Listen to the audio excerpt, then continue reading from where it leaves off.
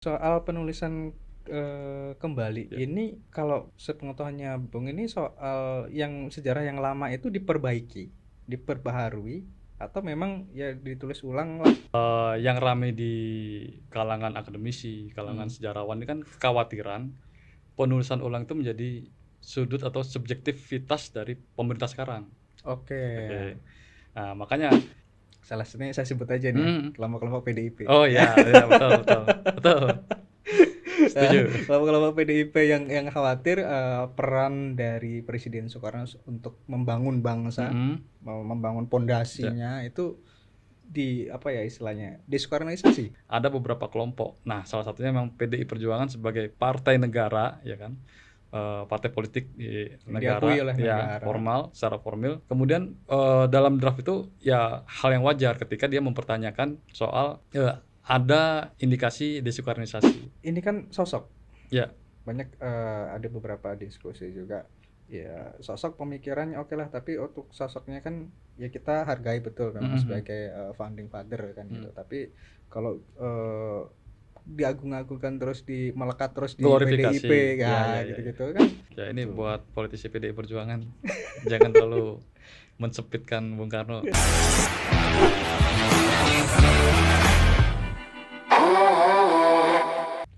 pemirsa setia Gema Pos, salam jumpa. Kita sekarang bareng Bung Ibeng. Apa kabar Bung? Sehat, sehat, sehat. Sehat. Bung Ibeng ini nama panggilan sebenarnya. Nama aslinya itu Made Brian Pase. Ya. Seorang pegiat literasi, founder Socio Corner. Ya. Socio Corner. Wah, literasi. Pas ini sama yang mau kita obrolin ini, Bung. Oke, siap.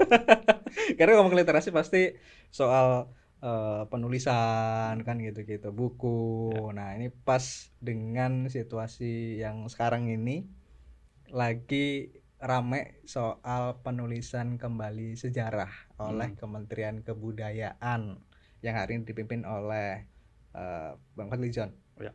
Ya, nah agak rame. Cuman sebelum ke yang rame-ramenya, Dan memang selalu ramai nih itu kayaknya. selalu rame ya. Karena sensitif juga kan Iya, itu yang betul. 98. Tapi nanti Ya. tahan dulu, sabar. Siap. Ini sebelum ke sana, ini aku mau tanya perspektifnya Bung eh, Brian dulu, Bung Ibeng dulu soal urgensi, Bung. Ini soal sejarah, penulisan kembali sejarah-sejarah dari mulai awal mula sebelum merdeka sampai kemudian Prasejarah. hari ini reformasi gitu ya.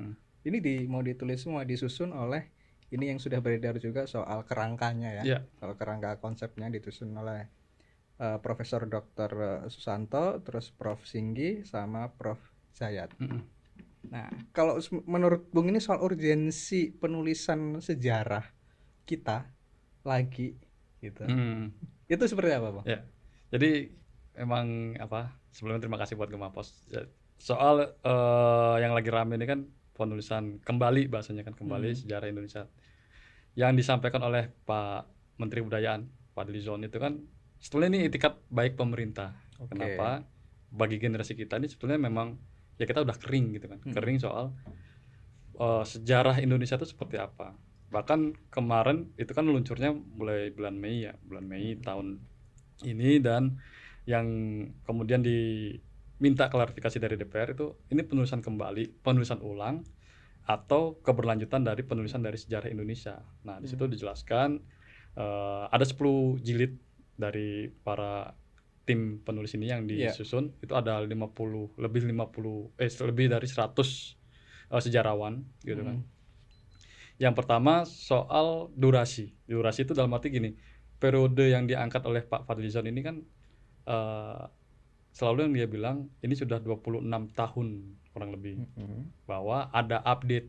Nah, update itu dalam arti di tahun di era reformasi ini kita sudah lihat ya, mulai dari zaman Pak Habibie. Terakhir penulisan Ya, 26 tahun. 2007 kurang lebih. Itu ada versi sejarahnya itu.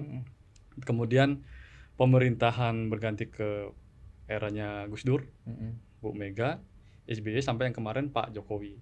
Nah, ini yang ingin diangkat oleh Kementerian Kebudayaan, bagaimana menarasikan dari sejarah Indonesia itu menjadi satu kesatuan, dan ini yang menarik adalah soal periode tadi, targetnya adalah untuk kado ulang tahun kemerdekaan di ke-80 misal, Oh, yang Agustus yang nanti. Agustus ini. Oke. Jadi itu tadi ada 2 poin bahwa ini adalah etikat baik pemerintah, kemudian yang kedua ini menjadi semangat literasi dari generasi kita yang nantinya akan menyongsong Indonesia emas gitu kan. Nah, otomatis di situ kita sangat membutuhkan soal literasi ini tadi.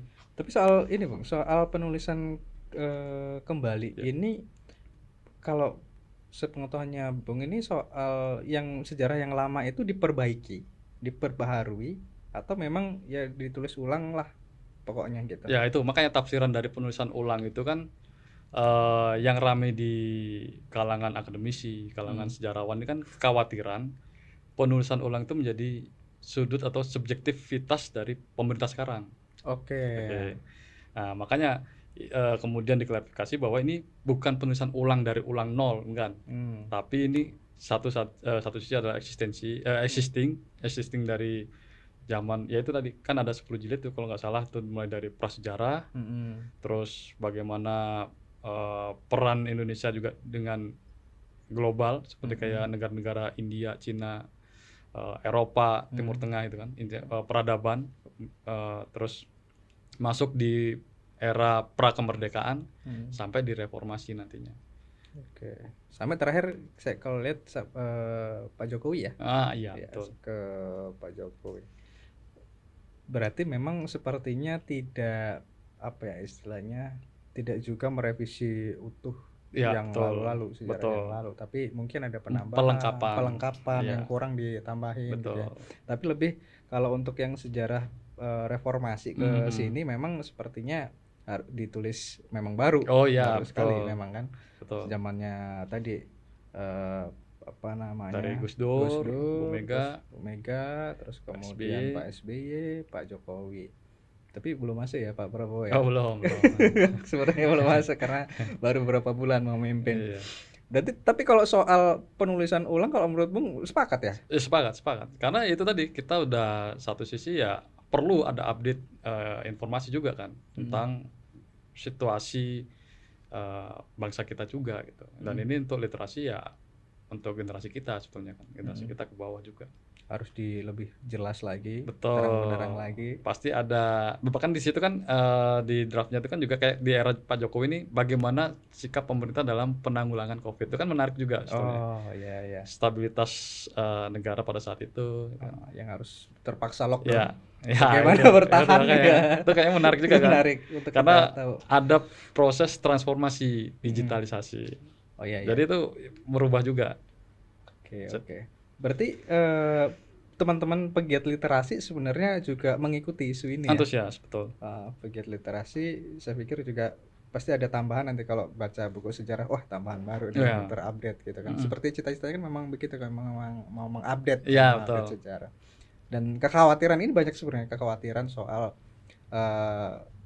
ada beberapa kelompok beberapa kelompok juga yang khawatir gitu terkait dengan penulisan sejarah ini nanti ada kurangi peran atau kemudian tadi yang sempat Bung sebut soal sudut pandang pemerintah hari ini, subjektivitas itu pasti mau tidak mau kekhawatiran itu pasti muncul. Betul. Nah apa namanya hari ini ada beberapa kelompok juga yang memang khawatir soal itu. Salah satunya saya sebut aja nih, kelompok-kelompok PDIP. Oh iya, betul. Setuju. Kelompok PDIP yang khawatir peran dari Presiden Soekarno untuk membangun bangsa, membangun pondasinya itu di apa ya istilahnya, desoekarnoisasi. Ya, istilahnya begitu. Perspektifnya gimana? Jadi ini memang bukan tugas yang mudah. Ya kan? Dalam penulisan kayak kita sendiri kayak misalnya menulis skripsi itu kan juga butuh berbulan-bulan kan. Dalam membuat satu skripsi gitu kan. Nah, kemudian apalagi ini adalah soal sejarah gitu kan, fakta yang memang sudah pernah terjadi begitu kan. Kalau kata Bung Karno juga kan jangan sekali-kali meninggalkan sejarah. Gitu, jas merah. Nah, itulah kemudian yang kayak tadi Bung Riki menyebutkan ada beberapa kelompok. Nah, salah satunya memang PDI Perjuangan sebagai partai negara ya kan, partai politik di negara, ya formal, secara formal. Kemudian dalam draft itu ya hal yang wajar ketika dia mempertanyakan soal ada indikasi desukarnisasi. Oke. Kenapa? Karena kalau kita flashback juga bagaimana pemerintahan dari Orde Baru yang di situ juga dimasukkan itu kan mengalami selama kurang lebih 32 tahun itu desukarnisasi itu soal masyarakat tidak memahami atau tidak mengerti betul bagaimana perjuangan dari seorang Bung Karno, seorang founding father, proklamator yang punya peran. Oke. Nah, selama ini sependek saya melihat itu selalu narasi-narasi atau literasi tentang Bung Karno itu hanya di kelompok-kelompok nasionalis gitu kan. Sementara jadi nggak ya masyarakat. belum sampai ke tataran masyarakat. Walau padahal hari ini kayak kemarin itu kan kita memperingati hari lahir Pancasila dan itu pun butuh proses gitu loh. Prosesnya gini, 1 Juni sebagai peringatan hari lahir Pancasila itu zaman Bung Karno sudah ada. Tapi baru ditetapkan kemarin zaman Tapi Pak Jokowi. tapi ketika era Orde Baru itu tidak ada peringatan itu. Oke. Nah, ini yang menjadi kegelisahan dari kelompok nasionalis. Nah, kenapa kemudian di era Pak Jokowi yang akhirnya menampilkan kembali peringatan hari lahir Pancasila, nah itu kan berarti ada patahan sejarah. Nah, itu yang menjadi kekhawatiran dari saya lihat dari beberapa politisi PDI Perjuangan, bahkan yang per detik saat ini pun mereka bahkan mendeklar akan membuat sejarah versi PDI Perjuangan juga. Maksudnya kan ini untuk dalam arti bisa untuk melengkapi yang kemudian harus dilegitimasi oleh pemerintah gitu. Oke. Kalau aku lihat di sini di draftnya itu untuk yang betul-betul di zaman masanya Bung Karno itu di jilid ke-8 ya, Bung ya? Dari jilid 8. Soal jilid ke-8 dengan 4 bab. Dan yang unik itu kan tidak menonjolkan sisi bagaimana Bung Karno kayak misalnya peran kita tuh pernah loh mengadakan konferensi Asia Afrika. Oke. Oh, nggak ada. Dia tidak secara eksplisit tidak dimasukkan secara detail. Kemudian bagaimana Indonesia itu menjalankan gerakan non-blok itu sampai ke Amerika Latin gitu kan, yang mana misinya juga membebaskan jeratan kolonialisme dan imperialisme negara-negara berkembang begitu kan. Nah itu kan seharusnya kalau memang ini niat pemerintah kemudian mau mengarsipkan sejarah kemerdekaan itu, ya mau tidak mau jasa dari seorang Bung Karno juga harusnya lebih diberikan porsi yang juga memberikan insight baru gitu. Karena itu tadi ternyata kita pernah loh punya seorang tokoh yang sekelas dunia gitu. Dan mungkin saya pikir awal-awal kemerdekaan ini kan masa-masa yang menurutku harus dipahami betul. Supaya kemudian kita paham soal arahnya sebenarnya kemana bangsa Indonesia kan, karena memang itu kan krusial sekali kan di zaman awal-awal kemerdekaan itu, bagaimana kemudian membentuk ideologi bangsa, soal undang-undang dasar dan lain sebagainya, terus kemudian bagaimana perdebatan beberapa tokoh nasional ini untuk ini mau ngapain kita, gitu. Istilah kemerdekaan ini mau diapain, ini bangsa ini mau ngapain kan gitu. Saya pikir hal-hal yang detail-detail perdebatan gitu kalau menurutku harusnya juga dimasukkan di situ gitu. Sifatnya dialektis gitu ya. Dan bahkan itu tadi sebetulnya ada sisi positifnya dalam penulisan ini kan sebetulnya ingin menghapus stigma ini versi sejarah Indonesia yang menghapus stigma kolonialisme. Jadi kalau beberapa sejarah yang ada juga gitu kan selalu menonjolkan misalnya Indonesia itu dijajah Belanda selama 350 tahun. Faktanya kan enggak seperti itu. Ya kan, faktanya tidak seperti itu karena tidak pada saat itu kan belum Indonesia utuh. Ada beberapa negara kepulauan juga yang nggak sampai segitu kok gitu. Yang 350 tahun yang di daerah yang pertama kali mereka injak kan gitu, misal apa di Malaka apa di mana kan gitu. Atau yang terjadi kan pada saat itu adalah runtuhnya Majapahit, ya kan, kemudian tidak ada pemerintahan istilahnya tunggal atau sistem negara yang belum terbentuk, yang datang Belanda sebagai VOC sebagai perusahaan dagang gitu kan. Yang itu belum penjajah. Nah, ya tidak di dalam hal penjajahan sebetulnya gitu kan, tapi imperialisme itu tadi. Imperialismenya sudah masuk. Iya. Oke. Jadi saya pikir mungkin memang harus dikawal terus ya teman-teman literasi ya soal ini ya. Ya itulah menariknya kalau kita ngomongin dunia literasi ya. Walaupun minat baca kita masih rendah gitu kan. Tapi itu tadi itikat baik harus Etiket kita baik tetap. berikan semangat. Cuma memang kalau dari perspektif PDIP yang begitu, ini banyak malah bilang ini politis sekali kan gitu malah gerakannya aktivitasnya. Kalau menurut Bung gimana? Ya itu tadi bahkan yang kemarin itu kan Pak Bambang Pacul ini, Ya. wakil ketua MPR, politisi PDI Perjuangan gitu kan. Dia sampai menganalogikan bahwa jika Bung punya pacar, kemudian pacar Bung dikatakan dikomentari negatif, pasti Bung akan protes tuh. Melakukan pembelaan dong. Melakukan pembelaan. Nah, dalam arti Bambang Pacul ini mendeklar bahwa Bung Karno itu adalah pacar kami gitu kan, pacar kita gitu kan. Yang kita sayangi. Yang kita sayangi gitu kan. Oke. Dan kalau ada yang sampai memberikan omongan-omongan negatif, kemudian sampai yang atau menafsirkan yang hal-hal yang salah, nah itu pasti mereka akan melakukan protes gitu kan. Nah itu yang dilakukan oleh para politisi PDI Perjuangan. Dan mungkin Korea-Koreanya ini. Nah itu bapak Korea di Indonesia ini kan. Ini para Korea yang sedang mencari galah ya. Karena mungkin juga ya traumatik itu tadi, jangan sampai kejadian desynkronisasi. Contoh paling fatal itu kan ketika itu tadi peringatan hari lahir 1 Juni Pancasila, hari lahir Pancasila tidak lagi diperingati, tapi yang jadi peringatan adalah Hari Kesaktian Pancasila. Walaupun itu kan juga menjadi perdebatan 1 Oktober itu. Tapi kalau soal kan soal tokoh ya, soal Soekarno, pemikiran Soekarno kan gitu-gitu, terus peninggalan Soekarno dari Soekarno muda sampai kemudian beliau memimpin kan bangsa Indonesia. Ini kan sosok. Ya. Banyak ada beberapa diskusi juga. Ya sosok pemikirannya oke lah, tapi untuk sosoknya kan ya kita hargai betul kan sebagai founding father kan gitu. Tapi kalau diagung-agungkan terus melekat terus di PDIP ya, gitu-gitu kan jadinya agak segmennya lebih kecil gitu ya. Ya betul. Ya ini buat politisi PDI Perjuangan jangan terlalu mensempitkan Bung Karno. Tapi hari ini trennya juga saya kira Pak Prabowo Subianto sangat mengidolakan juga gitu. Bagaimana beliau selalu berpidato berapi-api, orasinya bagus. Kemudian kayak hari ini situasi peran politik bebas aktifnya sampai ke Rusia kemarin, itu kan aku pikir juga Pak Prabowo sedang menjalankan ruh atau spiritual dari seorang Bung Karno. Bahkan yang menarik gini, kayak kemarin waktu aku sempat ke rumah kelahiran Bung Hatta di Bukit Tinggi, Sumatera Barat.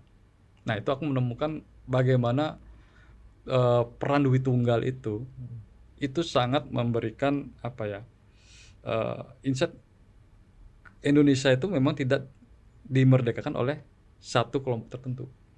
Ya kan, bagaimana Jawa sama Sumatera Barat, ranah Minang gitu kan, dan juga pada saat penyusunan dasar negara itu juga disepakati, yang kita kenal Piagam Jakarta awalnya kan, itu disepakati oleh beberapa kelompok etnis dari Arab, dari Tionghoa juga, terus kemudian dari kelompok Islam, ya kan, itu kan menarik gitu, keberagaman Indonesia ini harus dan Dwi Tunggal ini kan sebenarnya kalau ngomongin bangsa Indonesia ini kan sering berdebat juga. Ya itu mitos sejarah bangsa ini gitu kan. Atau kita sedang merindukan itu sebetulnya. Maksudnya ada perspektif juga dari Dwi Tunggal, dari Bung Karno sama Bung Hatta ini kan katanya beberapa literasi kan menyebutkan begitu. Ada beberapa yang nggak kecocokan. Jadi kayak baterai itu ada positif negatif gitu. Gitu-gitu. Ada plus minus gitu. Tapi ketemunya soal ngomongin bangsa. Betul. Ketemunya di situ kan. Tapi soal ide-ide ini menjalankannya itu banyak. Katanya beberapa literasi sering mereka berdebat juga soal itu. Tapi ini menarik. Tadi aku sepakat kalau misal sosoknya Bung Karno ini jangan disempitkan. Karena kalaupun memang mau dibuka lagi sejarah, harusnya Soekarno itu diposisikan sebagai miliknya bangsa Indonesia. Milik bahasa Indonesia, setuju. Miliknya rakyat, baik pemikirannya, Ya. idenya, mau tulisannya, karyanya, Ya. gitu. Itu harus kalau menurutku memang harus dibuat, ditulis untuk bangsa Indonesia. Betul, bapak bangsa yang dia juga besar di ND, ya kan, kemudian bisa bergaul dengan kelompok Muhammadiyah, kelompok NU, ya kan, Nah, bahkan kelompok kiri, ya, kelompok sosialis, kelompok sosialis, kelompok budaya di Bali, ya kan, kelompok budaya, kelompok sosialis, kelompok ya bapak bangsa lah. bapak bangsa, luar biasa. Cuman sekarang ini sepertinya perdebatan soal sejarah ini nggak kesana, Bung.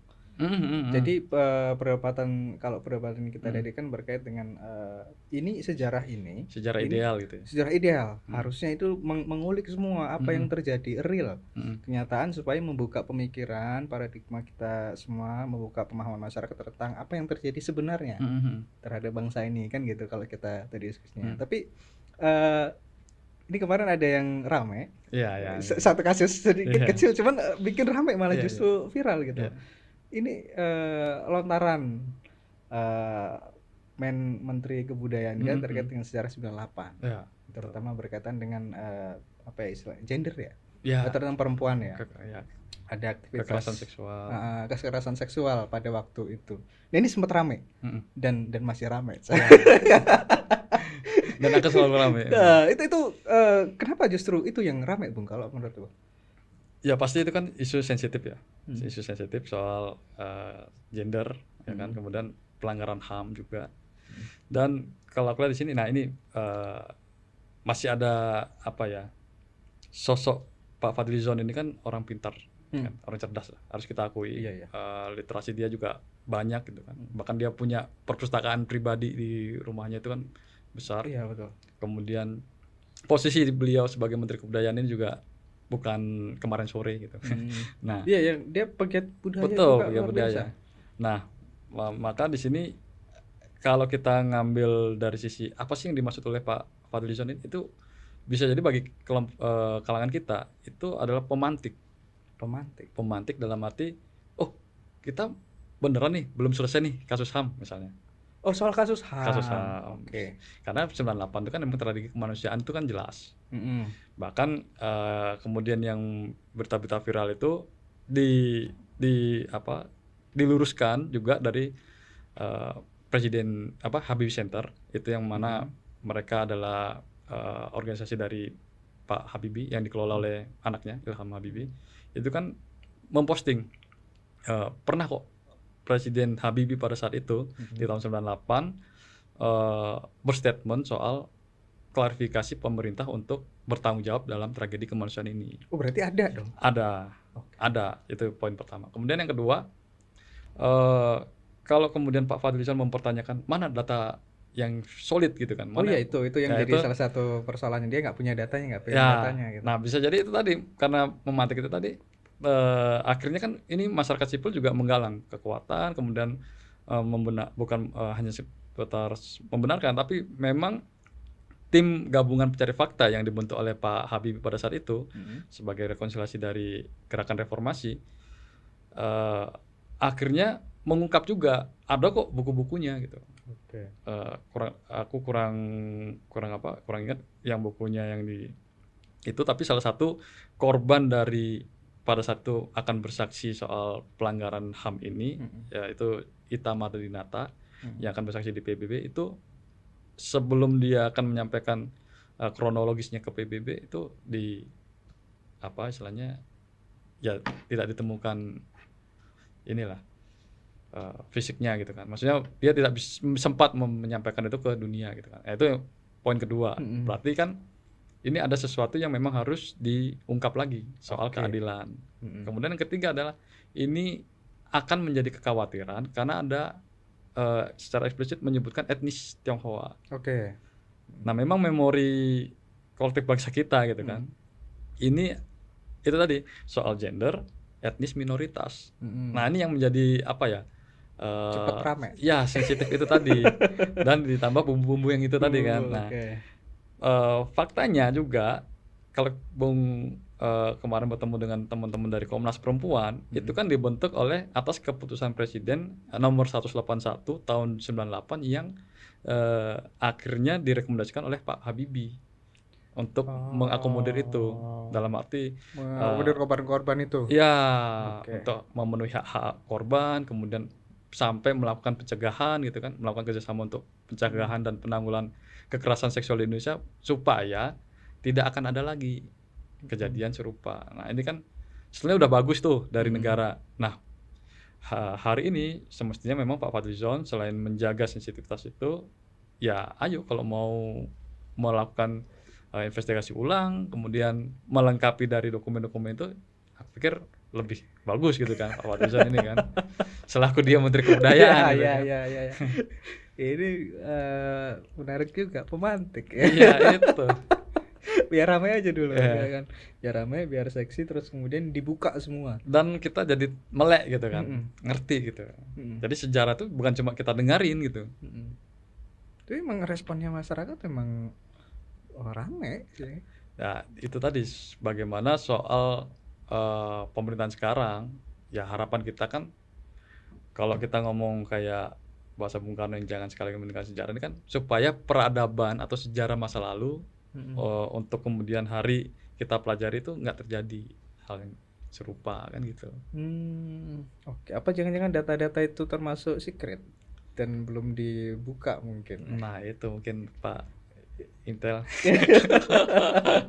Tapi kalau versi sejarawan mereka juga udah meyakinkan bahwa itu memang terjadi secara fakta, kemudian sampai hari ini korban itu masih belum selesai asas keadilannya. Nah ini kan menjadi PR juga bagi pemerintah harusnya. Berarti ini kayaknya lagi-lagi berkaitan dengan soal isu HAM. Ya, yang muaranya ke, bahkan kan di buku itu kan juga ada tuh draftnya tuh kalau nggak salah di jilid 9 ya, itu yang soal kasus Tanjung Priok dan Talang Sari itu kan juga. Talang Sari Lampung Timur. Talang Sari di Lampung. 89 ya. 89. Tanjung Prioknya 84. Nah, itu kan adanya gerakan sipil lawan aparat itu kan pada saat itu masih ABRI ya, bukan hanya tentara ya, tapi ABRI.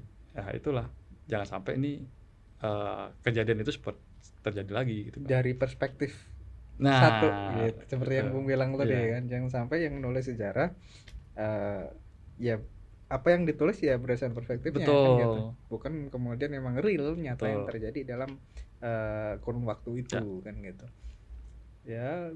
Katanya ini kan sejarah itu ditulis bagi yang menang ya. Nah ini yang harus diantisipasi sama teman-teman literasi. Jangan ya. kemudian sampai nanti kecolongan. Ini harus kita suarakan. Nah gitu. Diskusinya memang harusnya ngarahnya ke situ. Betul. Harus ngarah ke, wow ini harus dikawal nih. Draft-draftnya itu harus dikawal. Kebenaran gitu. Harus menang. Ya. Kebenaran harus menang.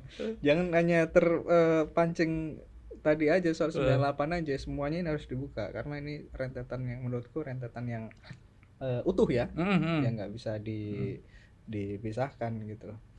Tapi kalau hanya perdebatannya itu terus kemudian nanti ada aktivitas politik pergantian kementerian. Nah, tapi itu tadi karena Pak Fadlizon ini juga seorang yang budayawan, kemudian dia geopolitiknya juga bagus itu kan. Aku pikir Pak Fadlizon ini juga sebetulnya mengerti apa yang menjadi kebutuhan masyarakat kita gitu kan, terutama dalam hal penulisan sejarah ini yang juga sering dia bilang ini adalah update atau pelengkapan dari sejarah yang pernah dibukukan. Nah ya kita sih berharap memang tetap ada ruang dialektis gitu, bagaimana peran partisipasi publiknya itu juga bisa terakomodir. Para sejarawan juga menulisnya juga dengan senang hati gitu kan. Senang hati itu dalam arti dia juga bisa bebas berekspresi berdasarkan data tanpa ada intimidasi ataupun pesanan gitu kan. Ya ini yang pengen kita kawal gitu. Termasuk mungkin kelompok-kelompok yang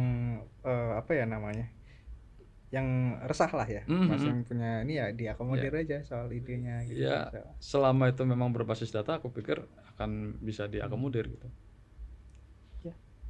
ini memang apa namanya, seru nih kalau ngomongin soal nulis-nulis sejarah Iya. akhirnya. Nulis-nulis sejarah Tugas yang tidak mudah itu memang. tugas yang tidak mudah, cuman bisa menjadi, kalau nggak dikawal bisa jadi senjata ini kan, Nah, soal itu. membangun pemahaman masyarakat yang keliru terhadap apa namanya, terhadap sejarahnya gitu kan, terhadap pergerakan situasi bangsanya, dan ini yang tidak kita inginkan.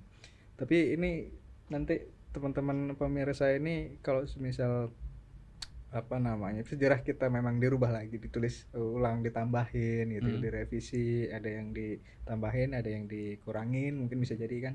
Sepakat nggak kira-kira ini kalian ini kan gitu. Nanti bisa diskusi lagi kita soal itu, Bung. Tapi terakhir, Bung, ini untuk Bung Brian Basa, Made Brian Basa. Enaknya manggil Bung Ibeng Ibeng ini ya. memang. Emang udah biasa di Udah biasa Ibeng. Ibeng. Soal sejarah, saya pikir teman-teman sudah mengkaji soal bagaimana kemudian seharusnya sejarah ditulis, terus kemudian polanya harusnya seperti apa, dan kemudian harus juga menciptakan, menulis sejarah-sejarah yang betul-betul real, Komprehensif. komprehensif, nyata, dan memang supaya kita paham juga bangsa kita, sejarah bangsa kita. Ya. Jadi itu tadi yang di awal kan, menulis sejarah itu kan gampang-gampang susah gitu. Gampangnya itu dalam arti sudah banyak buku yang juga menulis tentang sejarah. Tapi bagaimana nih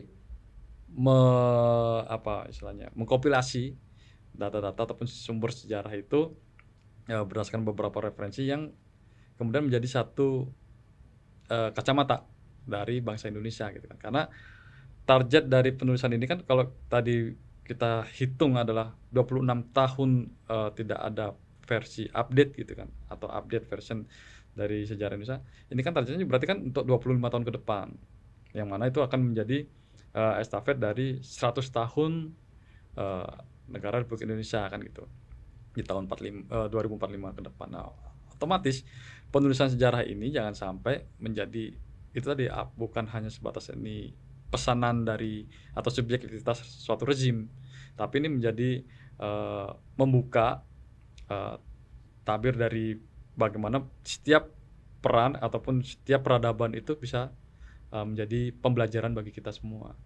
Jadi itu menjadi penting karena itu tadi ngomong keberagaman, pluralisme, kemudian soal juga kita ngomongin kemanusiaan yang adil dan beradab, ini kan menjadi identitas bangsa Indonesia juga tentunya. Jadi harapan kita sama, bahwa proses penulisan sejarah Indonesia ini bisa bermanfaat dan juga untuk literasi di masa mendatang. Luar biasa. Terima kasih diskusinya, Siap. Bung. Semoga sering-sering nanti kita diskusi lah. Kita udah lama kan Ya, nggak diskusi. Kita sering-sering agendain lagi, diskusi lagi. Sebagai pegiat literasi, masih banyak buku yang bisa kita diskusikan. Terima kasih sekali lagi, Siap. Bung Ibeng. Oke. Pemirsa setia Agama Pos, demikian diskusi saya dengan Bung Ibeng, Made Brian Pase. Kalau misalnya nanti ada komentar, silahkan tuliskan di YouTube kami, YouTube Agama Pos. Jangan lupa juga dukung kami dengan like dan subscribe. Terima kasih, sampai jumpa. Terima kasih, Bung. Siap. Thank you.